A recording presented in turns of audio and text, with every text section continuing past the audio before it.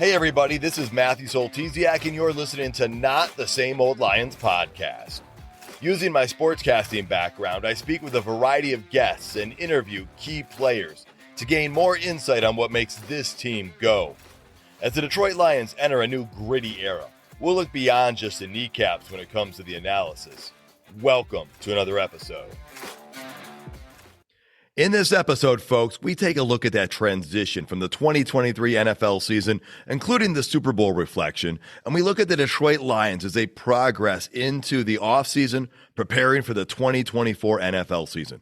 We'll talk about the decisions the team is going to have to make, important dates coming up, and the possible changes ahead, as well as meeting new expectations. Let's get to it, Lions fans.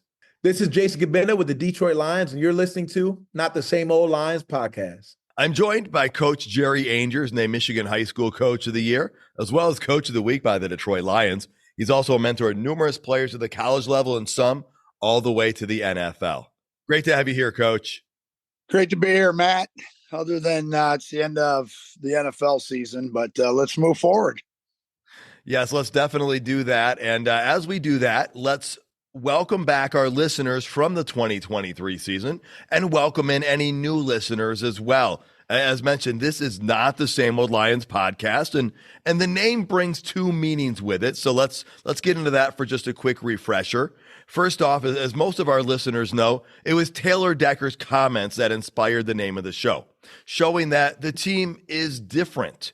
And I was able to ask Lions superback Jason Kabenda about part of the name when I interviewed him during the Lions playoff run this past year. And here's part of that conversation. Does winning the division, that home playoff game victory over the Rams, and that atmosphere you talked about, does that close the book on the people using that phrase, the same old Lions? Yeah, I think it does. But, we're more than willing to continually prove it year in and year out. I know that. So, Coach, what's your reaction to hearing Jason Kabenda respond like that? Well, I think it is going to be year in and year out for a while until we start stacking, seasons together and wins together and playoff wins together. And of course, getting to the final, to the Super Bowl and winning that. So, we're always going to have our doubters and our naysayers. I mean, I've heard that even with people, going into the playoff game, especially Green Bay Packer fans. Oh, it's the Lions. They're not going to win this one anyway. So I think that's a good point. And again, we are not the same old Lions because we've done things that we haven't done in the past, but it always comes down to stacking. It always comes down to putting season upon season upon season to show that you're an elite program. I agree with you completely on that. I love that sentiment by Jason Kabenda, saying they're willing to prove it year in and year out. Exactly like you said, you got to stack those things. And that's us as well, always trying to prove ourselves to the listeners on a show-by-show basis. Now, the next part of the name of our podcast aims to be Not the Same Old Lions podcast. Now, like the Lions, we look to be different from some of the others. Our goal is to bring great insight, actual insight, and avoid too many hypotheticals and get you as close to the action and understanding the ins and outs of the game as possible. So thank you for coming along on this ride with us. And if you enjoy it, please spread the word. Coach, let's start by taking a quick look at the Super Bowl. It just happened. Kansas City defeated San Francisco 25-22. The Lions lost to San Francisco in the NFC Championship game to end their season. Of course, the Lions opened the NFL season with a win over Kansas City. Mm-hmm. Do you have any major takeaways from the Super Bowl as it could relate to the Lions? Well, I think if you look at, of course, San Francisco is a team that we have to go through to get there right now because they're the ones that lost in the Super Bowl. But I guess if you relate to that, you look at that game. I look at McCaffrey fumbling. First time he's had 3 fumbles all year and 450 touches or something like that. He fumbles in a big game. We had the same thing in our game. San Francisco just fired their D coordinator because of that Super Bowl game. What have we done? We've kept everybody. So I think that's one of the biggest thing is you kind of look at those things. What happened? They lost the lead. We lost the lead. I mean, it's the NFL, and I think everybody from both parties, no matter what, are going to learn from the mistakes or learn from the things that happen in each one of these games. I know that Dan Campbell suggested to his team to watch that game, to take all those things in. So, I mean, those are all big things. And again, our goal is our goal to be a San Francisco 49er franchise, or is our goal to be a Kansas City Chief franchise right now? Well, we want to be the Detroit Lions franchise, of course, but you look at what the Chiefs have done, and all the Chiefs are doing are talking about three-peat now. And I'm like, hey, experience and love what you did. So I think the Lions are seeing that. It's going to fuel our fire. I think they could take whatever happened over the last 2 weeks and continue watching it to help us during the offseason to stay motivated. Great points right there. Some of the things I saw was, I heard a lot of people saying, oh, the Lions would have won that game easily. Did you see that? And I gotta push back just a little, because I gotta be realistic here. Yeah. The Lions could have won that game, but you can't say they would have, because Andy Reid, Patrick Mahomes, Chris Jones wreaking havoc with defensive coordinator Spagnuolo, taking things to a different level in the playoffs. You just hit the nail on the head about how great that Kansas City franchise has become.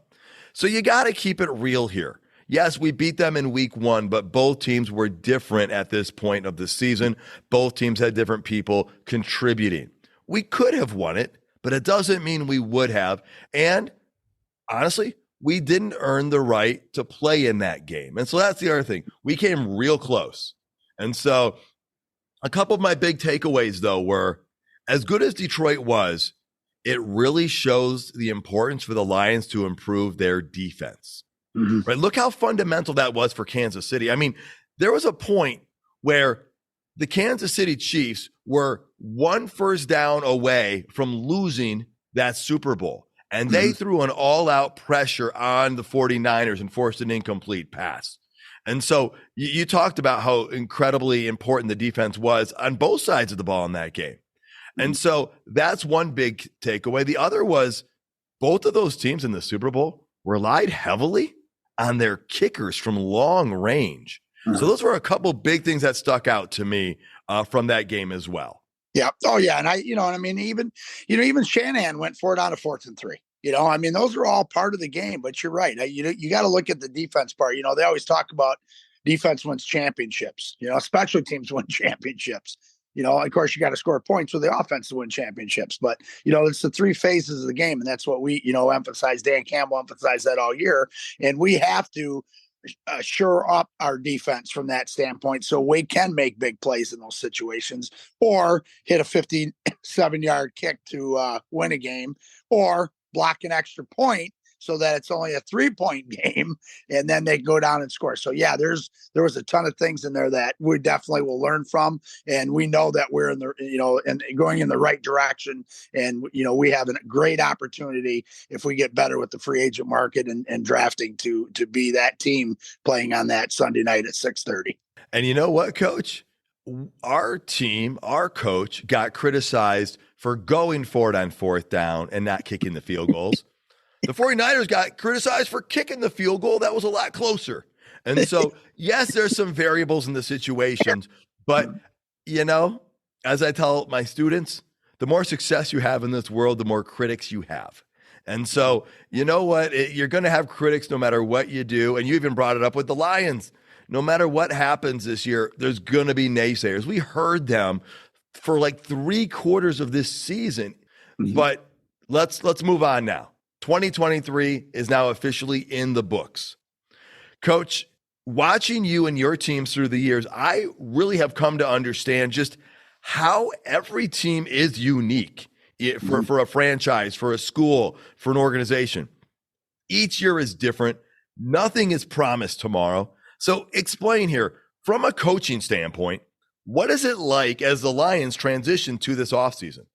Well, I think it's keeping the key components together, keeping those guys, the leaders, the ones that are going to play at the top of their game.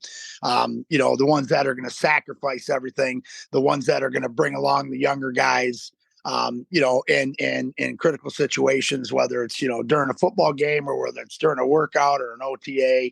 And I think that's one of the biggest things that the Lions have to do. They have their nucleus of players that they have to keep together. Dan Campbell even said it. He would love to have them all back. but he knows that's just not probably going to happen because it's so hard to, when it becomes a business, the business part of it and the money that they can earn part of it, with the contracts and stuff like that. And of course, there's always somebody coming in that could be or will be better than that person. So those are the biggest things. I think if you can take your nucleus and build around that nucleus, keep the players intact, part of that nucleus, and not lose them, the other pieces will fit in. We only have a few pieces that we need to fit in, and hopefully we don't lose any of the pieces that we already have. Excellent point. And, expectations now are higher than they've ever been probably in our lifetime. And, we even saw it last year after they went 9-8, but they finished with an 8-2 record. You weren't sure how things were going to go. And 12-5 with 2 playoff wins, I'd say they went pretty well. And that's really encouraging, knowing that the Lions had so much hype last offseason, because they're going to have just as much hype this offseason, I have a feeling, especially with the expectation that they're going to be improved upon. And again, you never know what's going to happen, but the expectations are going to be there. And so how are they going to handle that? And how are they going to build this team and plug those pieces in? So let's talk about the key events over the next 3 months. First, we've got the NFL Scouting Combine. That's February 27th to March 4th. It's in Indianapolis. We get to see players do all sorts of workouts, but it seems to me that might not be the most important part of the combine when it comes to the Detroit Lions assessment. I think we're talking about interviews, because you and I all last year talked about finding the right fits. So what are coaches looking for at this combine when the Lions go there? Well, I think the biggest thing is, like we talked about, we got a bunch of guys at a combine running around in spandex, lifting weights and running extremely fast. But I think, like we just said, the Lions, I think once they, you have film, you have tape, you have, what a coach said, what a scout said, things like that. Their biggest thing is, and you know it, and we know it, is what they've been doing with their draft is. I think the interviews are the biggest part on top of all the other things. Everybody looks good. I shouldn't say everybody looks good, but people can test well. People can show great film. But, how do they bottle up or find out what that person has inside of him to be a part of this great organization?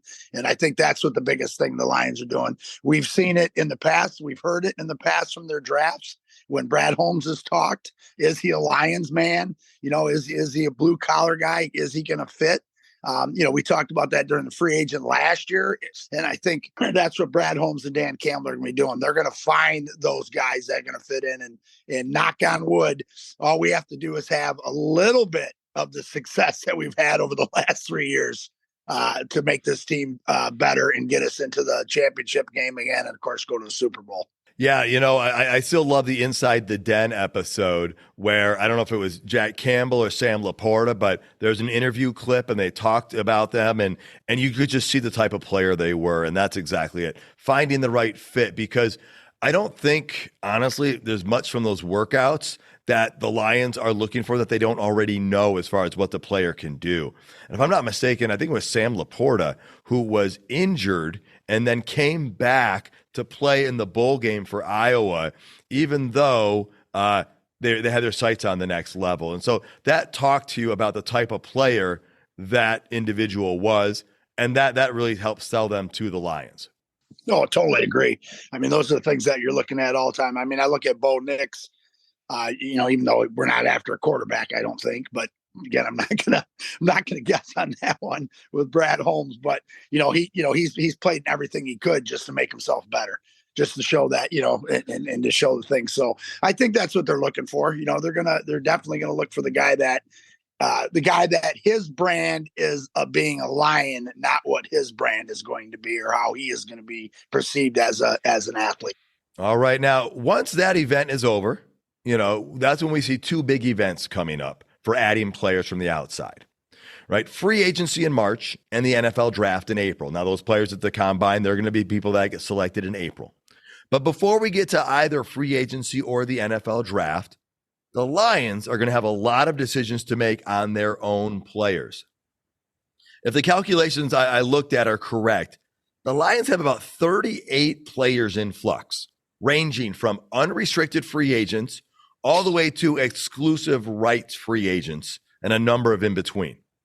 Free agency starts March 13th with a negotiation period opening 2 days beforehand, which would be March 11th. But the Lions, my understanding is, can re-sign any of their own players before that date. Now, some big decisions are going to have to be made, and these will obviously impact free agency moves as well as their draft prep. Now, we're not even talking about contract extensions. That's a whole nother category. But let's talk about some of the current players or positions that could have some major impacts just based on the number of free agents. Coach, what's one of the ones that jumps out to you the most? Well, I mean, you can look at. Let's talk about the offensive line first, because that's the one that they've been talking about. We have 2 guards that are free agents, and Glasgow, who came in and just did a phenomenal job for us, playing. I think he played 3 different positions for us, and so that our interior offensive line is going to be huge. Yep. Frank is still around, but you got to look at Jonah Jackson and Glasgow. I think, Glasgow wants to be here. He even stated it, but he also wants to get paid more money because he did more things, which we understand. So that's going to be, I think, the biggest one for us, because are we going to lose 2? Are we going to keep 1? Are we going to keep both? And if not, then we're going to have to look at the free agent market. And I know the guy from the Patriots, who was also a Michigan born player, that wants to come, that possibly would want to come back, and so hopefully those 2 guys, because we lost Brown, and that was one of the ones we thought about. I think it was last year, right? And we were like, oh, we just lost Brown. What are we going to do? Well, Glasgow came in and I think had one of the best seasons of his career, and he's a home guy and he wants to be here. So I think those are the 2 we got. I think our reserve wise, the 2 younger guys, Sorsdal, and he came in and he's got to learn and stuff like that. And Owusko, is that right? Owuska? Coyote Oshika. Okay, thank you. Yeah, that's I'm not I was a math major, so you got to give me a break on that. And so I think we're going to be in good shape there. But I think those are the 2 guys that they're going to have to figure out how they're going to get back and keep, because we want to keep that offensive line back together. That offensive line is huge. I think it's the best one in the game. With hands down. And I think we have to do that, and then maybe add a little more depth to it. Yeah, the offensive line seems to be arguably the most important unit of our team. And the reason I say that is that's where everything begins with our offense. And our offense was the strength of our team. And that helps give Jared Goff more time. And it helps give our running backs more steps, more yards before contact. And so I'm really optimistic the Lions will bring Graham Glasgow back. Mm-hmm. He was a great fit. He obviously is due for a pay raise because he came at a very nice deal last year. The problem we're going to start running into, though, is we can't afford to pay everybody as they ascend. And so there's going to be some difficult decisions that are going to have to be made. Will they bring Glasgow and Jonah Jackson back, or will they bring somebody else in to replace Jackson? Because you're going to have to keep depth. So even if Kobe Sorsdal was able to improve and move to a left guard type position, you still needed somebody else in there. And you probably want to have somebody who's got a couple years of experience to try and keep a little bit of experience on the line. And so I'm expecting them to bring Graham Glasgow back. As far as Jonah Jackson, I would like it, but I also know that he's in a spot where he's in that sweet spot where he's at the right age and he's ascending, and he has a Pro Bowl in his record, at least one. So that's going to possibly put him in for a pretty big payday. But the offensive line is going to be really important. The other spot that's actually extremely important, and it's extremely important because I didn't realize how many players are no longer under contract, is our defensive back position. I think we know we need help in the defensive back, but it wasn't until I started looking through, I realized that Emmanuel Mosley, Kindle Vildor, Will Harris, Jerry Jacobs, Khalil Dorsey, Chase Lucas even, they're all free agents. Now, some are restricted free agents, but Cam Sutton and Brian Branch are coming back for sure, and Stephen Gilmore. Those are the 3 under contract, plus we signed Craig James on our practice squad, I believe, to a futures contract. So we're going to have to either bring some guys back, or we're going to have to bring in a whole bunch of new talent, whether it's through free agency or the draft. I know our secondary had a lot of issues the last 5 to 6 weeks of the season, along with the postseason. I would be open. I hope they can bring some of these guys back. And again, maybe you just push them down the depth chart a little bit so that you're not relying on them quite as quickly. Yeah, I totally agree on that. I think when you look at the back half of the defense, back end of the defense with the corners and safeties and things like that, you also have to look at the front part of the defense on the defensive line.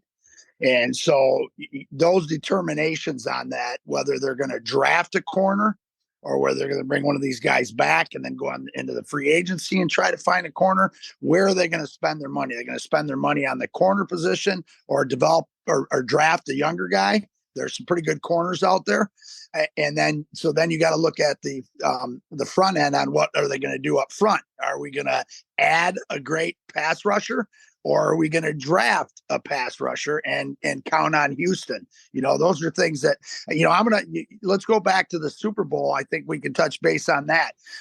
Brock Purdy had 2 or 3 wide open receivers in the game where Chris Jones pushed the D lineman back into where Purdy couldn't see the route, or Purdy couldn't step in to make the throw. So, it's not about, oh my God, we got to get somebody for Sutton. We got to get somebody that can be a number 1 corner and put Sutton where he belongs, which could be in that, as a slot corner or the number 2. So I think those are the things that you have to look at. I mean, Vildor, I think you look at, he's probably going to be a cheaper addition. And we still got the younger guys, and then what's going on with Jerry Jacobs and how well those other guys that were on reserve and stuff like that, like Gilmore and them, how well they're going to develop, and what they've seen in them prior to that. So, well, I agree. Emmanuel Mosley got hurt, and so we brought him in on a decent price deal. I hope we bring him back again, and it should be at a very affordable cost. I don't want to just bring him back and not do more stuff. I think no matter what happens, the Lions are doing more stuff on the back end. It's going to be draft and free agency combination likely. But as far as the guys we have, I'd be okay bringing Emmanuel Mosley back. I want them to. Now, Kindle Vildor, Jerry Jacobs, I hope we bring those guys back.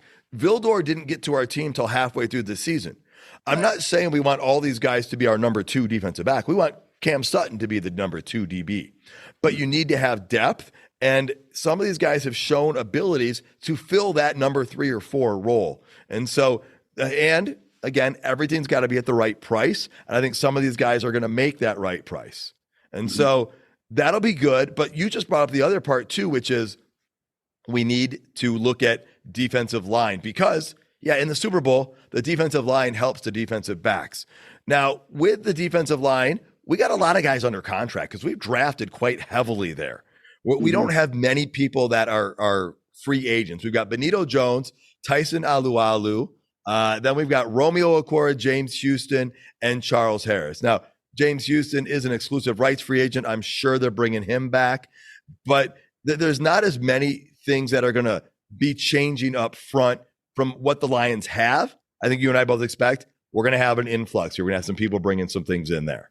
I think we have those pieces. We talked about it all year, even when Houston was back on that 21 day evaluation period. We just kept going, is he playing this week? Is he playing this week? Is he playing this week? Because we knew what he brought to the table, with 8 sacks in 7 games. So I think that's one of the things that the Lions are going to, focus on in that situation. I think our interior is pretty good. But we definitely got to add some depth in that situation. But we got some young guys that we drafted, like I was reading the thing on Martin talking about he's gonna do the McNeil thing this offseason, where he's gonna slim down and get rid of some percentage of body fat, but develop strength and stuff. And we drafted him for that reason. So I think we're going to be in pretty good shape there. It's just how are they going to hit it, and how are we going to take some pressure off Hutch having to be the number 1 guy all the time. For sure. Now, if we move over to quarterback real quick, there's not a whole lot to talk about, but there's a little bit. We know Jared Goff is the starter. We know Hendon Hooker is the backup. Teddy Bridgewater retired. He has now become a high school coach. David Blau just moved into coach, and he just signed with Washington, so he's a coach over there. That does leave Nate Sudfeld as our potential number 3 quarterback for next year. And again, the role that the number 3 and 4 quarterbacks sometimes play for the Lions is unique in that it helps more with coaching than with actual playing. But that'll be an adjustment there to see if the Lions bring somebody else in. But if they do, it's going to be at a very low cost. Looking at some specific players or positions, the kicking position, we already talked about this. Michael Badgley's a free agent. So will they bring him in? I predict they will re-sign him. Now, it doesn't mean he'll be their kicker opening day or the first week of the season, but I'm sure they're going to bring him in and look for whatever else might be out there. Interestingly enough, I believe it was just like in the last week, Riley Patterson just signed with Jacksonville again, who traded him to us. So that's kind of funny or ironic or whatever you want to call it. But that'll be interesting to see what the Lions do with kicking. I expect Mike Badgley back, but I expect the Lions to bring somebody else in or try and make a move for that as well. Yeah, I mean, again, we don't know what's going on with Badgley. We don't know. We're not at camp. We're not watching them in pregame. We're not doing any of those things. So, but I think that's the biggest thing we're gonna need to find or need. I don't know if we can even develop him to get where we can really get the long kick and the consistent long kick in, because he made a big kick this year for us. Yes, he did. Yeah, and so people kind of forget about that a little bit, but I think so. I totally agree. I mean, we ran 2 kickers all last year. Until we settle on Badgley, and I think you'll see the same thing this year. Yep, I agree. And again, I expect them to bring Badgley back, and we'll see what happens from there. Here's a player we got to bring up, and it's C.J. Gardner-Johnson. I was thrilled when we signed him last year. I think Brad Holmes was thrilled. I know he was because we heard the stories about it. And after week 1, I was like, dude, can we sign this guy to a long-term contract? And I would love C.J. Gardner-Johnson back, but I'm not sure it's going to happen. And it's only because you can't pay everybody. Mm-hmm. Now, if Atu Melifonwu really developed, if you have him and Kirby Joseph back in the secondary as your top 2 guys, that is really good talent at a really affordable price. And if you're keeping Tracy Walker as well, then can you afford to pay C.J. Gardner-Johnson and improve the offensive line and start thinking about some of the extensions that we're not even talking about. And grab a defensive end. And what we really need in the secondary is a number 1 defensive back on the outside. And so it feels like it might be difficult to do both. Now, Brad Holmes has surprised us and done some amazing things in the past, so I'm never going to count anything out. But if there was one bigger name that I thought might not be sticking around, that's the one that I would maybe be a little bit more hesitant on.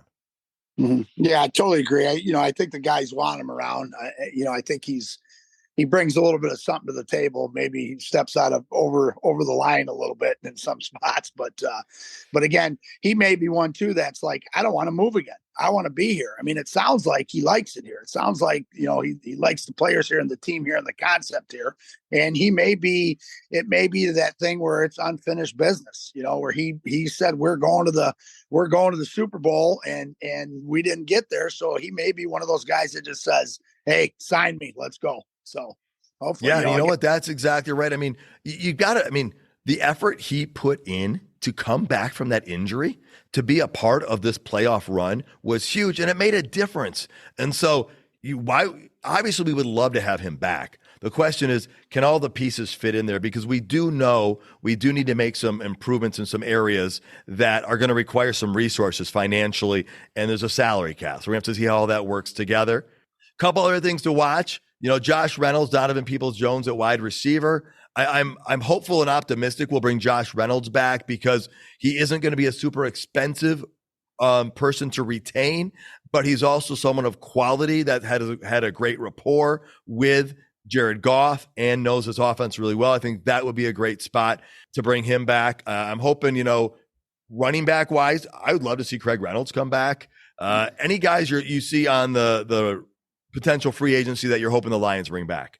No, I agree with you on Reynolds. I mean, Donovan Peoples-Jones would be great. He's probably going to be, not hit hard on the salary cap, but we also have some late picks that we might be able to, grab a receiver there that can fill that role.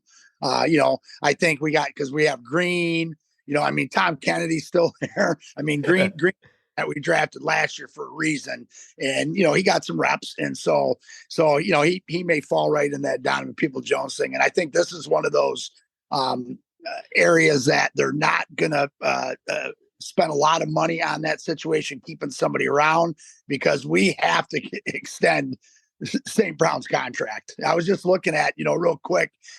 Jameson Williams is over a $4 million hit on our salary cap for 2024, and St. Brown's a $1.2 million hit. The dude needs to be paid, and I know the Lions are going to pay him. And so I think we may lose some guys in that situation, but again, going back to those pieces that we have to keep in, the leadership pieces, the ones that bring the team, St. Brown needs to get paid, so it make him really, really happy. And he's going to compete every day for us anyways. He ain't going to change because he's getting paid more money.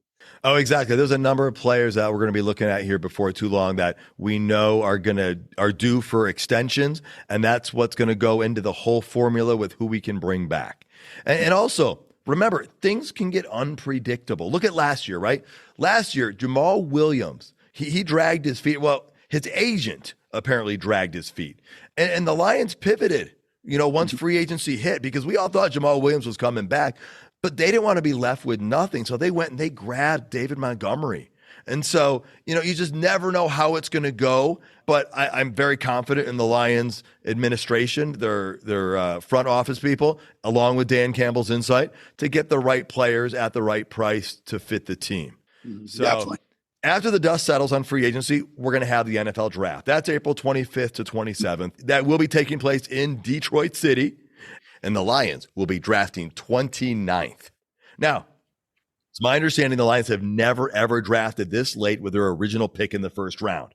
Back in 92, after that 91 NFC Championship game, they drafted 26 because there were only 28 teams back then.